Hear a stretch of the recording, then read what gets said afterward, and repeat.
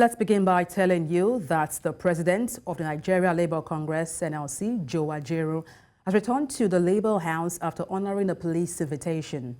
Ajaero arrived at the force headquarters in Abuja on Thursday morning, accompanied by human rights lawyer Femi Falana and other associates. He left the Police Intelligence Response Team headquarters at about 11:15 a.m. after giving his statement. Ajaero did not speak to journalists at the IRT, but promised to address the media at the Labour House. His police invitation, reportedly linked to an investigation on alleged terrorism financing, sparked controversy with the NLC and other labour unions accusing the government of trying to intimidate labour leaders. In solidarity, labour members had gathered at the NLC headquarters on Thursday before Ajaero's appearance. Thank all comrades in the states and are in various state commands that are praying that those that have been fasting since morning can break their fast now. Comrades, the labor movement is worth dying for because of the patriotism and commitment. Labor movement is one of the biggest pan-Nigerian organizations. Our patriotism from the days of colonial government to even the period of the military is unshakable. We are more patriotic than any other institution you can think of in this country. And we are going to continue to be that. We have gone there and we are back. I just want to confirm to you that as a citizen, I've gone there and we are back here. So, and you can't do this job we are doing without this type of hazard. It's expected. And for those of you who called me, I told them that this is the hazard of the job. So, comrades, even at the unit level, some of us experience this. You know, as far back as 97, 98, I was telling Falana, we were pulling together in the cell, enjoying ourselves during the time of Abuja. So, comrades, but what is important is the circumstances, you know, that took you to that place. Or whatever is the case, we are out to continue the struggle. President Bola Tinubu is expected to depart Abuja for an official visit to Beijing in China today, Thursday. In a statement issued by the president's spokesperson, Ajaero, the president will have a brief layover in the United Arab Emirates, UAE. In China, the president will meet with President Xi Jinping and also hold meetings with Chinese business leaders on the sidelines of the Forum on China-Africa Cooperation. President Tinubu will be accompanied on the trip by top government officials. The trip comes amid a flurry of seizures of Nigerian assets by a Chinese firm, Zhongshan Funchen Industrial Investments Co. Limited. A French court recently ruled in favor of the firm and granted the seizure of presidential jets belonging to the Nigerian government. Enugu State Governor Peter Mba has inaugurated the new National Minimum Wage Committee to work out modalities for the implementation. Now, during the inauguration of the committee at the Government House in Enugu on Thursday, Governor Mba charged the committee to discharge its responsibility diligently. The governor charged the committee headed by the state head of the service, Ken Ogu, that his government takes seriously the welfare of workers and emphasized the need for engagement of all stakeholders. Chairman of the committee and the head of service, Ken Ogu, and the state chairman of the Trade Union Congress, Ben Nasogwa, assured that the committee will deliver on its term of reference. For us, the new National Minimum Wage Committee constitution, it's not just symbolic. As you know, in Enugu State, we take the welfare of our workers very seriously. We have set very ambitious targets for ourselves. And we know that the only thing between us and achieving those targets would be the human resources. because as great as our vision and our dreams may be, if we do not have a motivated workforce, a workforce that are well motivated, and it will almost be impossible for us to achieve that. We recognize that from the very onset, which was why even before the discussion on the new minimum wage even came up, we had provided a salary award. For more than 4 decades, the Ohafia-Arochukwu Road has been in dilapidated state, nearly cutting off a section of the Abia community, Arochukwu. Now, the little attempt by the federal government before 1999 to reconstruct this road under the Petroleum Trust Fund came to naught following Olusegun Obasanjo's government policy to revert to the Ministry of Works for such projects. Following the recent flag off of the road by the Abia state government, the people are ecstatic about the overall benefit. News Centre's Chinwe Ogele reports, but will bring you that report in the Council of the News Bulletin.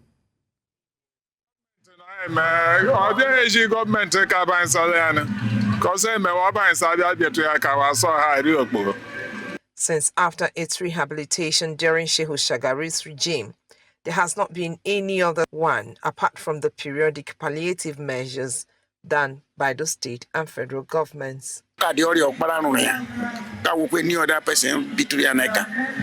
1960 independent. The condition of the locals is made even worse as the alternative route to Arochukwu through Bende is also in a bad state, forcing motorists to drive through Akwa Ibom State in order to connect to other parts of the state. But with the flag off for the reconstruction of the road by Governor Oti, there seems to be a renewed hope for better life within the axis. From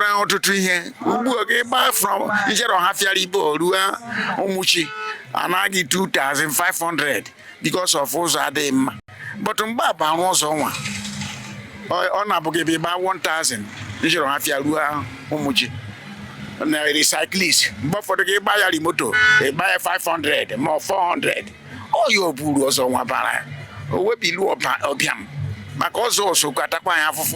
My brother was on. I took I go out to one idea but Ajaero was on now. I was on our bus straight. Anything got the accident. The people will still manage the situation until 2026 when the project would have been completed in full. For the citizens, commuters and transporters, it does not matter whose responsibility it is to make the road motorable, as long as it is in a good shape and they can easily embark on a journey back home or out of the community without concerns over the condition of the road and what will become of their vehicles after every trip. And now to judicial matters. Afam Osigwe has been sworn in as the 32nd president of the Nigerian Bar Association, NBA, in a ceremony held in Lagos. Osigwe, who took over from his predecessor, Yakubu Mekiao, officially assumed office on Thursday. Elected in July 2023, Osigwe, a former General Secretary of the NBA, emerged victorious in the NBA presidential election, defeating 2 other candidates. In his inaugural address, he pledged to uphold the NBA's role as a strong advocate for democracy and ensure that the association remains a formidable voice in the nation's legal and political landscape. The Nigerian Air Force NAF has confirmed that several terrorists were killed in recent airstrikes in the Tumbus area near Lake Chad, Borno State. According to NAF spokesperson, Air Vice Marshal Edward Gabwet, the strikes were carried out after heavy rainfall flooded the terrorist hideouts, forcing them to relocate to higher grounds. He notes that intelligence, surveillance and reconnaissance missions conducted on August 22nd, 24th and 26th revealed terrorists and their belongings concealed within makeshift shelters under trees and dense vegetation. Gabwet further disclosed that the strikes not only eliminated several terrorists, but also destroyed the armory, logistics, storage facilities, and other structures. Nigeria's Minister of State for Police Affairs, Iman Sulaiman Ibrahim, says that the ongoing reforms in the nation's police force will be extended to its educational institutions across the country. The minister made this known during a tour of police schools in the federal capital in a bid to assess the implementation of the school curriculum, including its holiday program. The visit also monitored efforts to put on ground to encourage the study of science, technology, engineering, arts, and mathematics. The message is clearly to kind of demonstrate that in our ongoing police reforms, that the learning and education within our police secondary schools, primary schools will also be looked into. Once upon a time, our police schools were the best, and that is what we're striving for. We're striving for excellence. So in the next few years, they should go back to being the best schools, the choice schools. This coming, we've impacted over 1,500 children. We have pleaded with them to go and impact another 1,500 so that the knowledge will keep going on. Thank you for staying tuned. The Independent National Electoral Commission, INEC, has accused Edo State political parties of not complying with polling and collation agents' nomination procedures. The electoral body recalled that in consultation with the political parties, the Commission replaced the manual process for submission of the list of agents with a digital platform. It explained that the Commission did the same for accreditation of observers and media organizations in consultation with the stakeholders.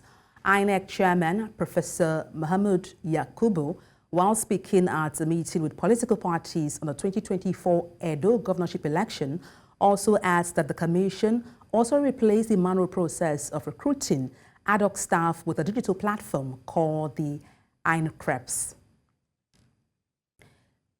A former Commissioner of Information in Edo State has criticized the Edo State government for failing to fulfill its promises to citizens in the last 7 years. While speaking to newsmen in Benin City, the state capital, he accused the state government of being unable to deliver the dividends of democracy to citizens of the state and urged them to vote wisely in the upcoming September governorship polls.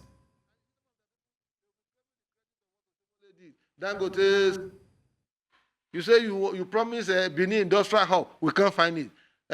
Benin Park, you brought Osibanjo, former vice president, to come and commission, do foundation laying stone.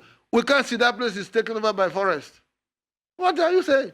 And you see some of the people, they will be claiming the credit of what Oshomole did. Dangote Cement, Bua Cement, the steel complex in Bypass, the ceramic tiles company by Bypass that were all built by this thing. And they tell you that, oh, there's an ethanol plant in Edo in Ologbo. Ask them, where is the ethanol plant? Where is the cassava being grown in Edo? They will tell you, Oron local government. Is Oron not too large? What is the village where that cassava has been planted? They can't tell you.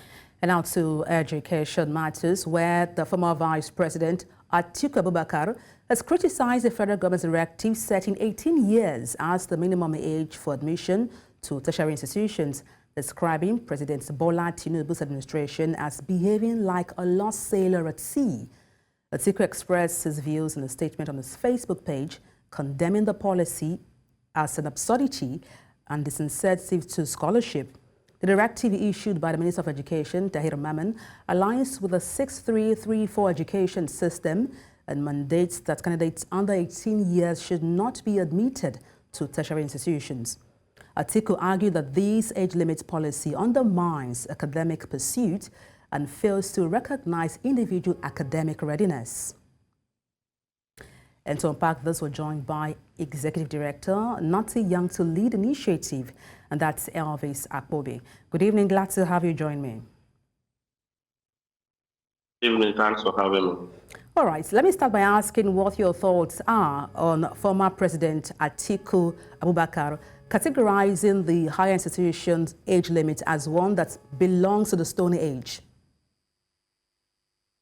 I align with his thought process because I'm quite overwhelmed with shame that at the moment of all the things, the problems were affected, that we are faced with as Nigerians, the government today is looking at age limit for people that go into tertiary institute. We are faced with insecurity, we are faced with unemployment among the large populace who are faced with hardship and all that. So for me, I think it's time the president needs to go back to his drawing board and write down his priorities, because at the moment that shouldn't be the priorities. Not forgetting to that such policy itself is own age, like ex-president and vice president as people talked about. It's not it's not a policy for the modern age. It's a policy for the stone age. Well, some people say that this policy doesn't take into account child geniuses and sort of stifles their growth. What are your thoughts on that? Yeah, it does, because I like using myself to, as for example, as at primary 4, I was already very, very ready for primary 6 exam. And as at SS2, SS1, I was already ready. You know, people differ when it comes to intelligence and all that. And from what the former vice president said, there are rooms for scholarship. There are exceptional young people who do very, very well. And at a very little age, at a very young age, you find out that they can even compete with their contemporaries that are older than them, and must make room for excellence, academic excellence. I think what the president and his team should be looking about is how to provide good quality education, how to work towards creating safety for pupils mostly in secondary school.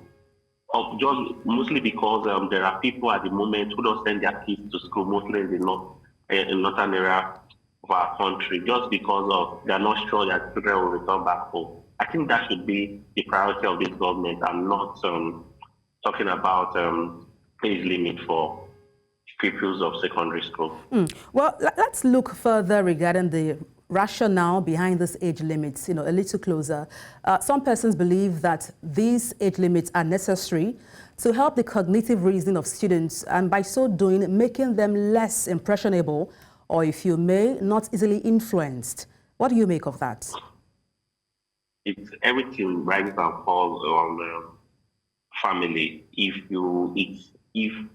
for a mother and a father that is keen in raising their children properly, it's always very, very difficult to influence these people. Mostly once you look closely on your children, on your words.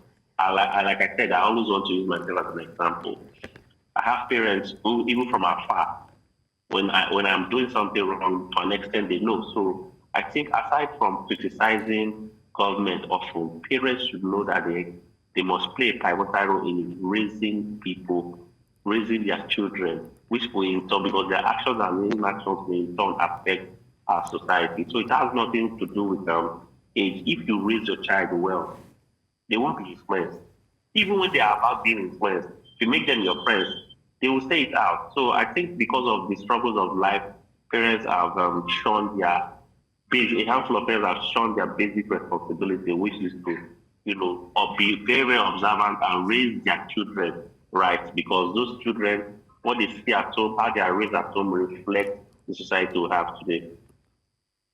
Well, thank you so much for your perspective on the news, Elvis Akpobi, Executive Director, Not Too Young to Lead Initiative. Many thanks indeed. Thank you for having me. The University of Lagos has been disconnected from the power supply by the Eco Electricity Distribution Company due to unpaid electricity bills. The university management says they have been struggling with rising electricity costs, which were made worse by a tariff upgrade that doubled monthly bills. Despite paying 180 million naira in August, the university was disconnected without notice. The university management is working to resolve the issue and has announced that power supply will be rationed across the campus until further notice. To improve the ease of doing business on Nigerian roads, the Nigerian Shippers Council and the Federal Road Safety Commission are collaborating to increase the safe movement of goods across the country. Now, this collaboration was brought to the fore during a one-day sensitization program in Lagos with the theme Safe to Load on Nigerian Roads. News Central's maritime correspondent Neoma Obi Atwalo has details. The haulage business is a vital contributor to Nigeria's economic growth. This collaboration, which is focused on the critical need for trucks transporting cargoes from Nigeria's seaport to adhere to all the safety protocols which will aid the safe movement of cargoes. The objectives of this program, among others, are to enlighten drivers on how to curtail their excesses and prevent crashes that involve tankers, trailers, and trucks at the point of loading, in transit, and at final destinations. The Executive Secretary of the Nigerian Shippers Council and the Corps Marshal collaboratively noted that this initiative is to promote a culture of road safety which is vital for national development. The Council's boss emphasized that those who invested heavily in the transport infrastructure to support the economy should have their interests protected. You hear the stakeholders complaining about the hoodlums on the roads trying to attack their cargoes and all that, destroy some of the cargoes and all that. These are issues that the Ministry of Marine and Blue Economy and indeed the Nigerian Shippers Council is completely working on to see how we can eliminate all these issues, those challenges, to make the movement of this cargo very smooth and very efficient, and at the end of the day, boost the economy in a manner that will increase the national GDP. We are also going to collaborate with the Office of the National Security Advisor, and we also, on our own part, we're doing what we call the eyewitness report, whereby public can report what our men, officers, or whoever on the road are doing, so that from our monitoring unit in the office, we can monitor and take action so that we stop those kind of patrol misconduct for Nigeria to move on. Truck operators took turns to complain of the constant extortion from hoodlums along the port corridor.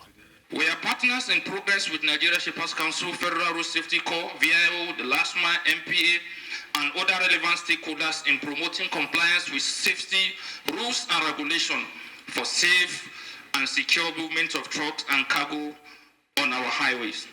We are hopeful that this partnership, which is geared towards creating a more secure and attractive environment for investors in the trucking industry, will see these issues addressed to ensure economic development. In Lagos, for News Central, Norma Obiaswalo. Information technology experts have called on the government to focus on building resilient and long-lasting IT infrastructure that will boost developments in the country. And this was as stakeholders convened on the nation's capital, Abuja, to discuss Nigeria's digital economy, available opportunities and strategies for youth empowerment. Our correspondent, Idong Joseph, tells us more. A gathering of stakeholders in Nigeria's information technology subsector. The gathering is expected to discuss Nigeria's digital economy, its strengths and strategies for youth empowerment, with those present urging governments to improve existing IT infrastructure and increase its investments in the digital sector. In the fourth industrial revolution, there is no reason why any of our youth should be unemployed, because we have millions of vacancies. For instance, in artificial intelligence alone, we have over 6 million vacancies that will not fill as at June 2024, this year, the latest research.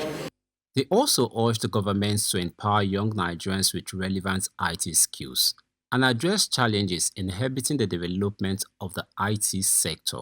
It is about time that the federal government provide the right skills, the right infrastructure for the nationals, for the country, for the youth, so they can take charge and take part of the ongoing revolution that is happening in the global economy, which digital economy is bringing on board. The Economic and Financial Crimes Commission lamented the rate of IT-related crimes perpetrated mostly by youths, revealing that henceforth its new approach to tackling cybercrime will focus on reforming convicted cyber criminals rather than prosecution. We have thought about using prevention as a tool to address the issue of youth involvement of criminality across the board. Many of you may not be aware, apart from arresting people who are involved in fraudulent activities, within the commission, we take effort to ensure that we also counsel people who are arrested, especially on cybercrime, to see how we can change them. Information technology experts also call on Nigeria's government to leverage available partnerships to build a world-class IT ecosystem. In Abuja for News Central, I am Idong Joseph. About 1,000 residents of the Waro community in the Apple area of the Federal Capital Territory will be beneficiaries of an initiative to offer free eye care services, including surgery. This initiative by a faith-based organization is to provide finance for many who cannot afford the cost of proper eye treatment. Our correspondent again, Idong Joseph, tells us more. Blindness and visual impairments have become a public health concern, with their prevalence increasing annually. According to a 2019 World Report on Vision by the World Health Organization, at least 2.2 billion people globally have a vision impairment, of which 1 billion could have been prevented or yet to be addressed. A significant portion of these cases are rural dwellers in Africa, with Nigeria not being excluded. Already I can't see. It just covered like smoke. Yeah. I undertake treatment at Bauchi, but when the eye effect was serious, I decided to go back to my home. Many of these have continued to live with their impairments because they cannot pay for proper eye care services. In a bid to ease this burden by providing free eye care surgery for those with serious eye impairments, about 10,000 people are set to access free eye care in the nation's capital, Abuja. We're going to ensure that the surgery is performed, they are able to see. We're going to ensure the ones that need glasses are given, and we're going to ensure that there's a follow-up for after the medication, their livelihood is sustained.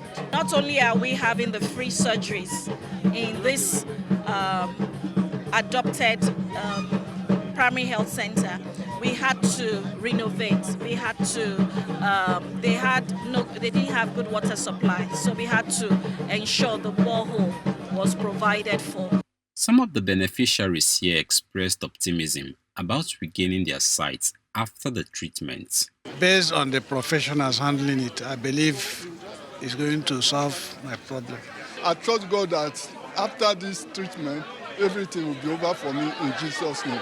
God has sent me here. God has said, please kill me. God will help us. I will be healed in Jesus' name. With the current economic situation, which is forcing many with vision impairment to choose cheap treatments, this initiative will help restore hope in many lives. In Abuja for News Central, I am Idong Joseph. The news continues in West Africa, where a Senegalese appeals court on Thursday upheld the life sentence of journalist René Captain Bassine for his role in the 2018 massacre of 14 loggers in the southern Casamance region, while acquitting another man involved in the case. René Captain Bassine, identified as the mastermind behind the killings, was accused of orchestrating the attack in January 2018, where armed individuals rounded up and murdered the loggers in the Bayot Forest. The court in Zinkor, Casamance main city, confirmed his life sentence. However, Omar Ampai Boydine, a member of the Casamance Movement of Democratic Forces, MFDC rebel group, who was also sentenced to life imprisonment, was acquitted. Both men, detained since January 2018, were initially charged with murder and armed insurrection. In Southern Africa, ballistic experts in the Senzo Mayewa's trial are tussling whether the bullet found at the crime scene matches the firearm recovered from accused number 3, Nthobusi Mkumbe. Ballistic experts Chris Mangena is on the dock facing cross-examination as the Senzo Mayewa murder trial continues at Pretoria High Court. His cross-examination was put aside after the defense consulted its own expert. The defense hopes to poke holes in Mangena's evidence linking the accused number 3 to the bullet and gun that killed the soccer star in 2014. Mangena previously testified that Mayewa was shot at a close range with a gun pressed to his chest at a downward angle.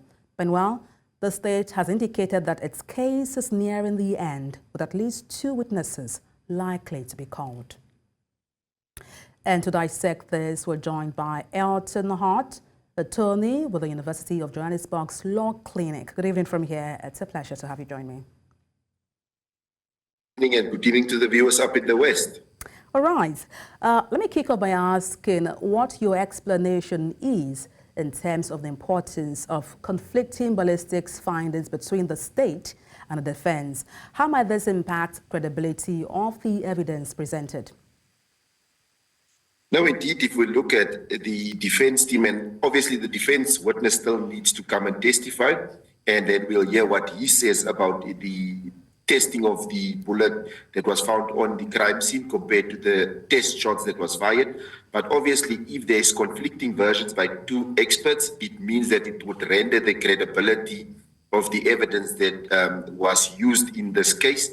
It would make it that there is doubt about it, and especially about the evidence as Mangena has provided it, that there was slight differences in what he picked up on the test bullets from what was on the actual card or the bullet head that was found on the crime scene. And that already can sort of half get to a point where they say that the evidence is inconclusive. And when you have that inconclusivity of evidence, it now casts doubts on the state's case. And I think that's where the defense is trying to head with this evidence. And when they bring their ballistic evidence to come and say, or their ballistic expert to come and say, but what Mangena said is not the only conclusion that can be drawn from that evidence there. Well, one witness's testimony revealed that the ballistic experts, Mangena, picked the bullets from the scene. I mean, what are the legal ramifications if proven that evidence was tampered with or mishandled at the scene? No, indeed, there can be serious ramifications for the state's case, because if it's shown that evidence was tampered with, it means that the chain of custody, as we refer to it in South Africa, there was interference with the chain of custody, and then you can no longer say that this evidence is the evidence that was after the crime was committed, or that is evidence that emanated from the crime that was committed. And once you have now this type of tampering with it, then it means that the evidence is now getting to a point where the court has to now consider, is this evidence admissible or not? And should it be considered in actually getting to a verdict? And once it's now clear and obvious that there was tampering with the evidence, then the court has no choice but to exclude it, because they don't want to step into that zone where they say that unconstitutionally obtained evidence and also tampering with evidence has happened. Having said that, let's look at the second suspect, that mentioned that leading investigator, and that's Jininda, was present during the torture. And ballistic experts for the states first confirmed Mangena's presence on the day, but then later claimed not to remember. What are the implications of these inconsistencies on the trial's outcome? I think what the defense teams need to do for me there is to come back and argue to say that you testified that a specific person was not there, Jininda was not there, and suddenly after the break, you said he was there, and after the break you can't remember. So for me, already it shows that there's no truthfulness, or you don't take the court into your confidence, and that evidence should then be treated with caution, to say that you had now a whole hour and we can say whatever happened, because during the lunch break, while you are under cross-examination, we don't know, did you stay under the watchful eye of the defense, or did you have a chance to speak to some of the other state or the investigating team to say, listen here, you are contradicting us there, please adjust, and maybe say rather you don't remember, instead of what you said this morning that you was there. Because if that evidence of Jininda being there in the morning, then it speaks to the confession that they say Bongani Ntanzi lied about the confession that he was tortured. Now, if this evidence stands that Jininda was there, then it means that that confession that the judge allowed to come in earlier, then it means it could have been true that accused Bongani Ntanzi say he was tortured, to actually extract that confession out of him. So then it casts further doubt on the state's case. Well, fingers crossed. We'll keep our eyes to the ground to see how this case pans out. But thank you so much for your time on the news. Elton Hart, attorney with the University of Johannesburg's Law Clinic. Many thanks indeed. Situated in Southern Africa with a population of about 2 million people, Lesotho is one of the countries hard hit by El Nino. About 700,000 people are facing food challenges in the country. Now, the country also faces water challenges and unemployment opportunities. Our correspondent, Bongani Sisiba, tells us more. Southern Africa lies Lesotho, a country celebrated for its breathtaking mountains and pastoral beauty, but a profound crisis looms, one that stifles life and threatens the souls who call this land home. These dry farms paint a picture of despair where hope once bloomed in the fields of green. With inadequate rainfall, crops have withered and livelihoods hang in the balance. Families who once thrived on agriculture now face the grim of reality of hunger. We would always have some of these droughts as it happens. The climate change issues are on the rise. We are going not change them anytime soon. So we need to be doing, and that is where NGOs are to mitigate the effects so that people cope. The rivers of Mukema, once life-giving, have become shadows of their former self. Every drop of water is fiercely contested between humans and animals, stretching the bond of the community to the limit. This crazy problem is with the water, because you share with the animals and people. The people was washing the washing here, and the animals will make it drinking here. So we want the people who can help you, who help us with this village. As grazing lands become barren, cattle wander into residential area in search of sustenance. What was once a vibrant community is now a barren landscape where survival takes precedence over comfort. The crisis is dire. We are running out of food, people and animals. We as Basotho, we depend on agriculture, we depend on farming. And now that there is no rain, it's even worse. Because if we can look at around, you'll see the bare fields because of that. Now, we are expecting that in few years or few months, we might experience people who are dying because of hunger. Back in the city too, the Basotho people are feeling the wrath of drought. Businesses are no longer blooming as they used to, and unemployment also looms. Because of this drought and hunger, some people have become criminals, and old people like me get attacked, and they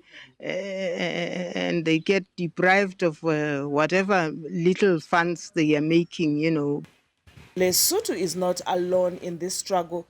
Just over the border, Zimbabwe has also declared a state of emergency in the face of a similar catastrophe.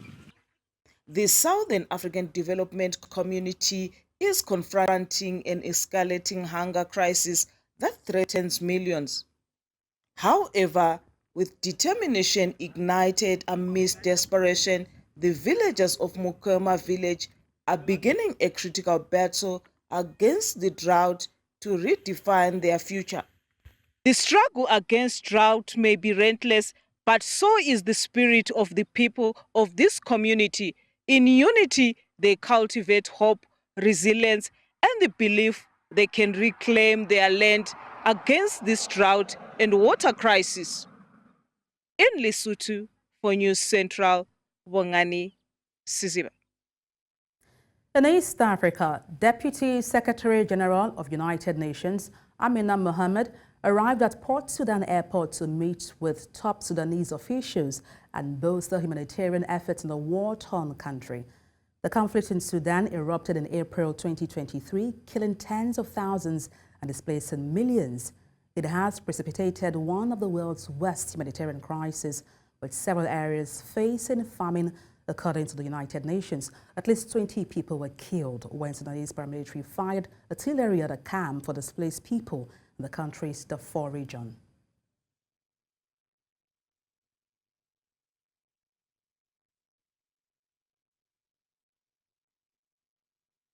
Human Rights Watch has accused both sides in Sudan's 16-month conflict of committing war crimes, including summary executions, torture, mutilation of dead bodies. The rights group analyzed social media images and found evidence of mass executions, torture, and ill treatments of detainees. They also found instances of mutilation of dead bodies, mostly by people in military uniforms. Human Rights Watch is calling for an immediate halt to these abuses and for effective investigations. The UN Deputy Secretary General Amina Mohammed has arrived in Port Sudan to continue efforts to resolve the crisis, which has killed tens of thousands and displaced millions.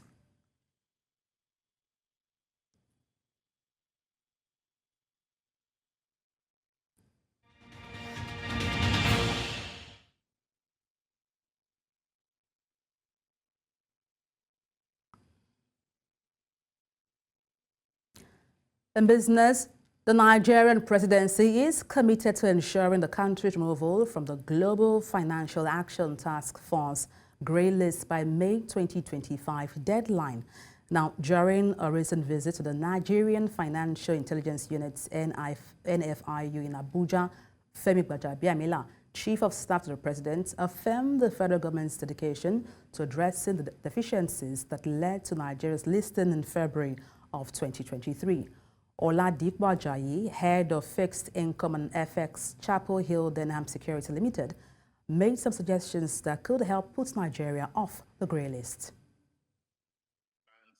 To actually report such transaction to NFIU. And I think one thing is that it's not only about reporting this transaction, it's about what is NFIU using those data to actually achieve.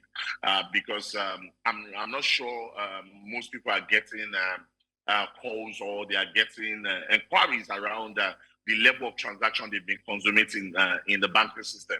Because if that is done one way or the other, that would deter to a great extent the level of movement of cash around that we've been seeing in the past. And just like what you said, I'm sure one or two people have been actually accused in that regard in the past. But what we need to know is that what has been the positive action taken around.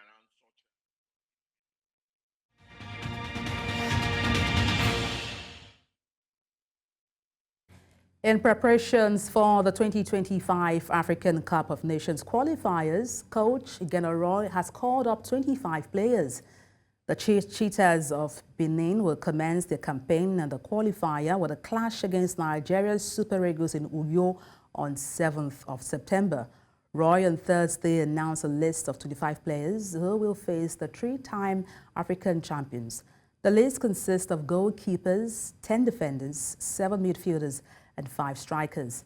The game slated for Godswill Akpabio Stadium will see Raw facing Super Eagles' new coach, Bruno Labbadia. Bournemouth have signed Chelsea goalkeeper Kepa Arrizabalaga on the season-long loan deal. Kepa, who is 29 years old, is the world's most expensive goalkeeper after moving to the Blues in 2018 from his boyhood club, Athletic Bilbao, for £71 million. This week, the Spain international extended his contract with Chelsea at Chelsea, which had been due to expire at the end of 2025 season by a year. Arrizabalaga spent last season on loan at Real Madrid, where he made 20 appearances as replacement for the injured Thibaut Courtois, winning La Liga and the Champions League, and by signing a new deal at Chelsea, the Blues avoid the prospect of losing Kepa on a free transfer at the end of his loan spell with the Cherries.